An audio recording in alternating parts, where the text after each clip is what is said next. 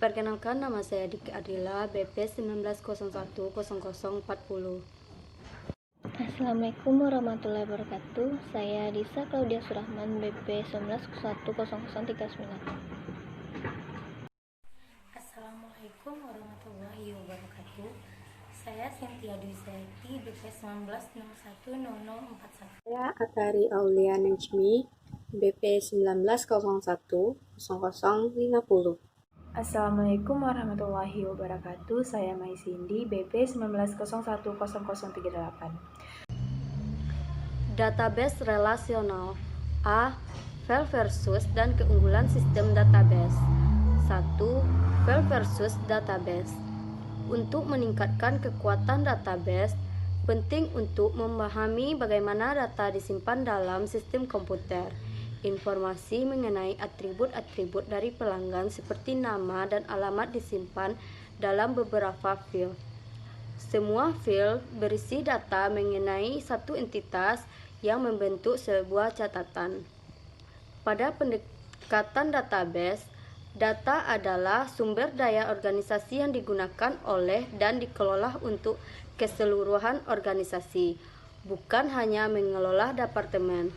Sistem manajemen database atau Database Management System atau BDMS adalah suatu program yang mengelola dan mengendalikan database serta menghubungkan program-program aplikasi yang menggunakan data yang disimpan dalam database. 2. Penggunaan gudang data untuk bisnis intelijen. Gudang data adalah satu atau lebih database besar yang berisi data mendetail dan diringkas untuk beberapa tahun yang digunakan dalam analisis, bukan untuk pemrosesan transaksi. Sementara bisnis intelijen merupakan menganalisis sejumlah besar data untuk pembuatan keputusan strategis, pemrosesan analytical online, menggunakan beberapa query untuk membuat hipotesis hubungan antar data.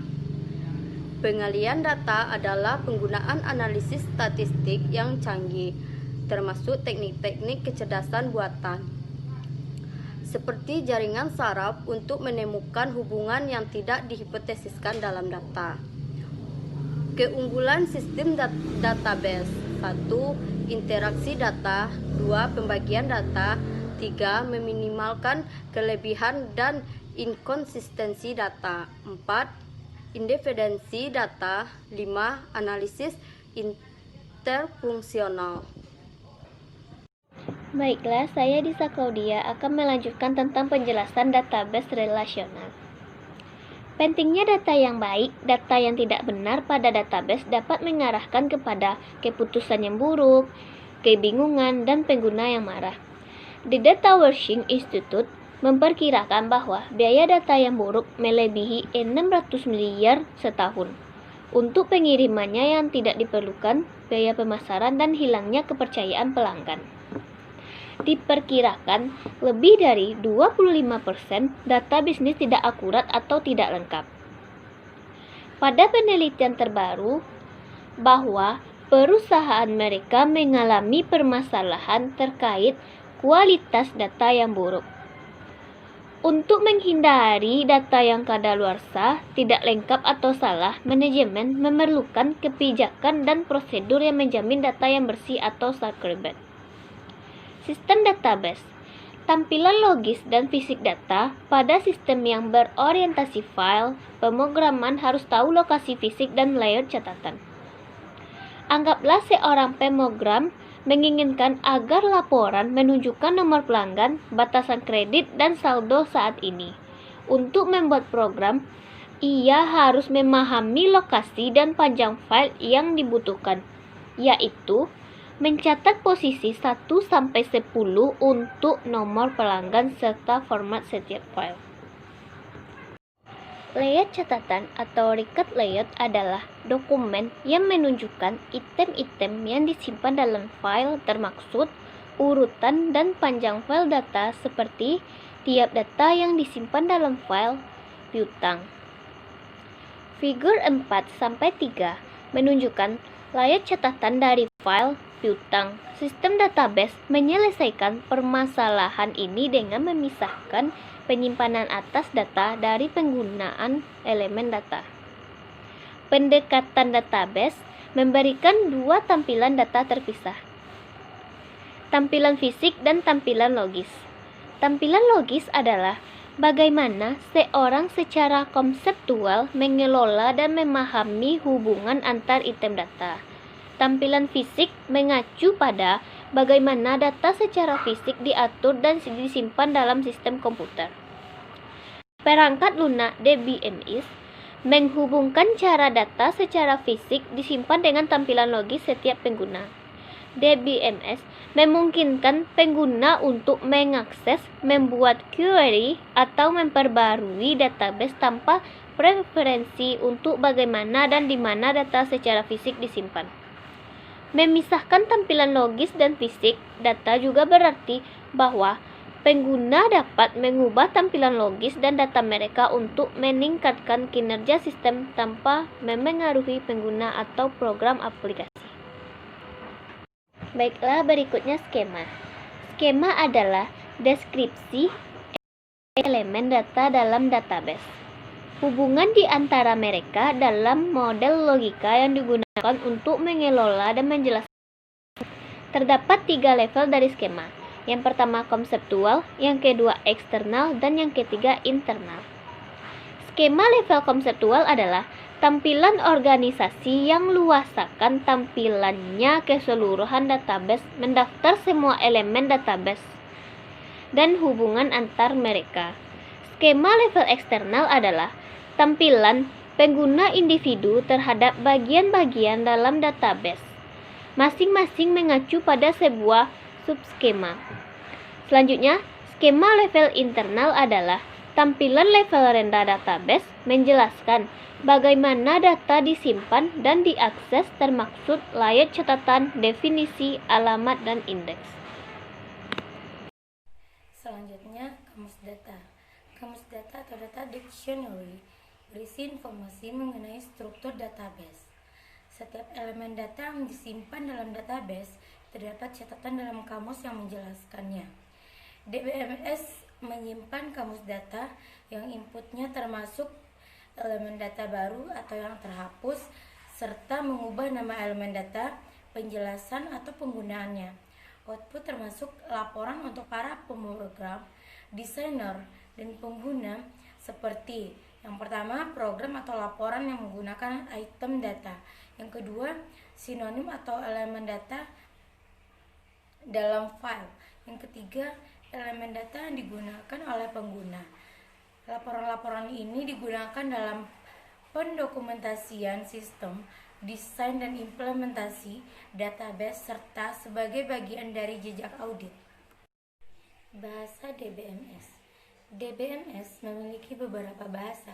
Bahasa definisi kata atau data definition language. Membangun kamus data, membuat database, menjelaskan tampilan logis setiap pengguna, dan memerinci catatan atau hambatan keadaan file. Bahasa manipulasi data. Mengubah isi database termasuk membuat, memperbaharui, menyisipkan, dan menghapus elemen data. Database relasional. Tipe-tipe atribut. Kunci utama atau primary key adalah atribut database atau kombinasi atribut yang secara khusus mengidentifikasi suatu baris tertentu dalam sebuah tabel. Kunci utama dalam tabel adalah nomor komponen yang secara khusus mengidentifikasi setiap komponen barang yang dijual.